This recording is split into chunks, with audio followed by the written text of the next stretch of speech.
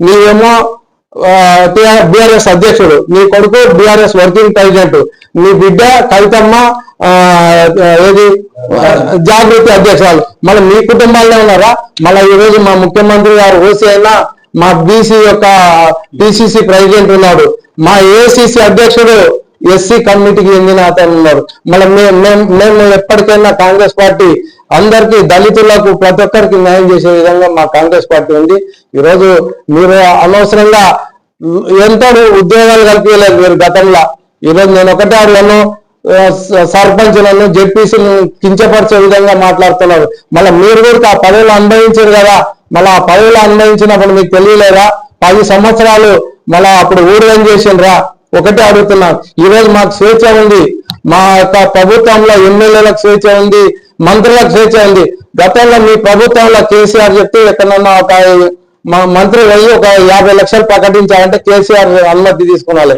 ఈరోజు మా ప్రభుత్వం ఎక్కడ పోయినా ఆ యొక్క పరిసరాల్లో ఉండే ప్రజలు, అక్కడ ఉండే లోకల్ ఎమ్మెల్యేలు, లోకల్ ప్రజాప్రతినిధుల రిక్వెస్ట్ ఒక 50 లక్షలు 2 కోట్లు కానీ 3 కోట్లు కానీ ప్రకటించే స్వేచ్ఛ ఉంది. మొన్న ఈ మధ్య కాలంలో జూరాలకు మన ఉత్తమ్ కుమార్ రెడ్డి గారు వచ్చారు జూరాల సందర్శించినందుకు. అక్కడ జూరాల డ్యామ్ మీద అసౌకర్యంగా ఉంది, వాహనాలు తిరుగుతా అంటే 130 కోట్లు అప్పటికప్పుడే ముఖ్యమంత్రి గారి అనుమతి లేకుండానే ప్రకటించిపోయినారు. ఆ విధంగా మా ప్రభుత్వం కొనసాగుతుంది. మీరు ఇంకా గతం చేసిన తప్పుల వల్ల 8 లక్షల కోట్ల అప్పు ఉంది.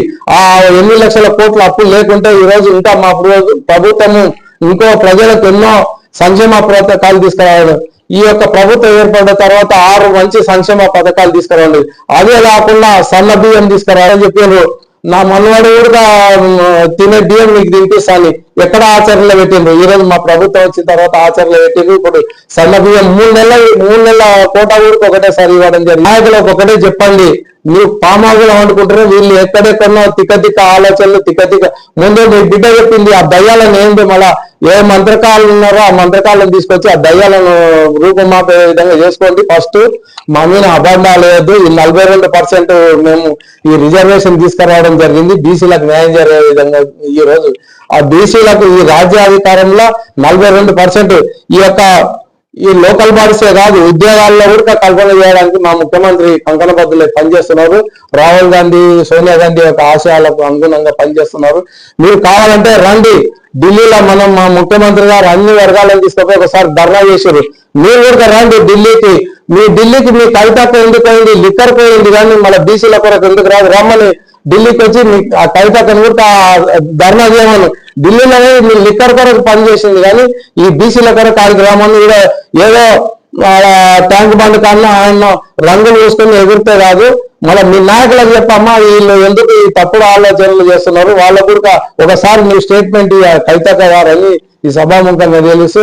దయచేసి మీరు టీఆర్ఎస్ లో ఉన్న బీసీలు మొత్తం జరుగుతున్న తప్పుదాలు గత ప్రభుత్వంలో నేను చెప్పిన ఈటల రాజేందర్ గారు కానీ మహమూద్ అలీ గారు కానీ అవమానాలు జరిగినాయి. మళ్ళీ మీకు అప్పుడు ఆత్మవిమర్శ చేసుకున్నారు అని ఈ సభాముఖంగా తెలుస్తూ మరొకసారి మీ అందరికీ పేరు